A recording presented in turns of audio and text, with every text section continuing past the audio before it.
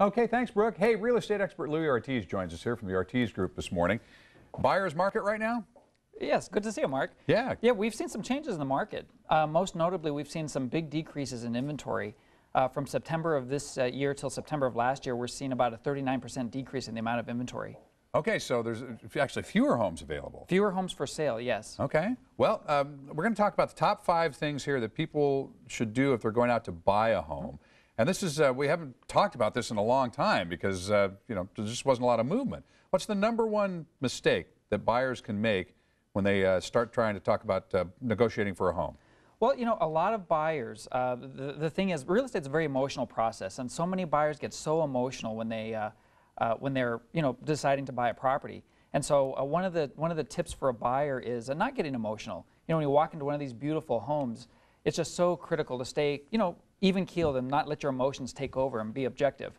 And I imagine the sellers are paying attention too. If you walk in and you say something like, "Oh, I just love this home. This is great. Got to have it." Absolutely. And as agents do this for a while, it's actually a good thing sometimes when you hear a buyer walk into a property and say, "Gosh, I kind of don't like that. I don't like that," because a lot of times that actually shows interest that the buyer has. So it's kind of funny.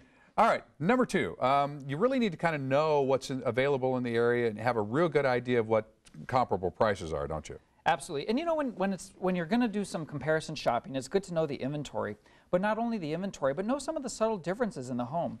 When you walk into these properties and you see, some of them have upgrades, some of them have granite, maybe it's a custom home, it's really important to know those details. Sometimes when a buyer is going to go into a property, sometimes there's construction details in a custom home that you may not be able to see. So it's a really good idea to ask that buyer's agent or that seller, to learn about those details and make that comparison. As a buyer, is it important for me to know why the home is being sold, what the motivation might be of the seller? Absolutely. In fact, that's one of our points, is to find out the motivation of the seller. And the reason for that is, sometimes when you know the motivation of the seller, it can help you negotiate a much better price for the property. Knowing if they have to sell the property, do they just want to sell it, are they committed to a certain price? Maybe they need to move because they're moving out of state and they need to sell this home. Those all help the buyer get a better price once they know that motivation. In the aftermath of some of these deals, we always hear people say, "Oh, well, I thought we agreed on this, I thought we agreed on that," and there's little bit of confusion sometimes. Yes. When do you get it all in writing?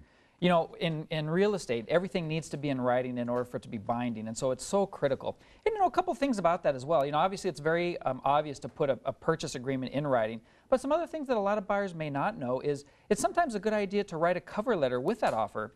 I've seen transactions happen where a seller will accept an offer less than another offer simply because there was a very well-written cover letter that said, "Oh, my family loves your home and Junior's going to grow up here." And sometimes, again, because real estate is emotional, that really appeals to sellers. And finally, don't insult the buyer, I would think. Even though we know the real estate market has been down and everything, people have been beaten up enough already, haven't they? Don't you want to make a reasonable offer and not try to lowball?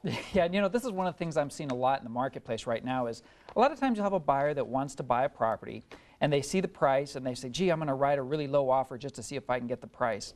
And what they don't realize is that low offer can really insult the seller.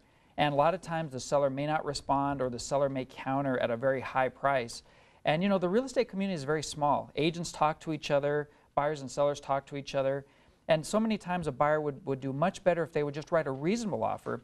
And when they write that offer, another strategy that really helps is to provide comparables of how they came up with that offered price. Sometimes it helps sellers when they see the list of prices, well, this is what they're comparing it to. It helps the seller understand why they're coming in at that particular price. All right, Louie Ortiz, the Ortiz Group, great to see you. Great to see you, Mark. Hope the real estate market is starting to come back here. I know, folks in San Diego have been watching this thing as much as anybody in the country. Just waiting for that day when it turns around. It'll be very interesting to see what happens in January. Typically this time of the year we see declines in inventory, and come January, February we typically see it increase. Okay, very good. Thanks, Louie. Great to see you. Always good to see you.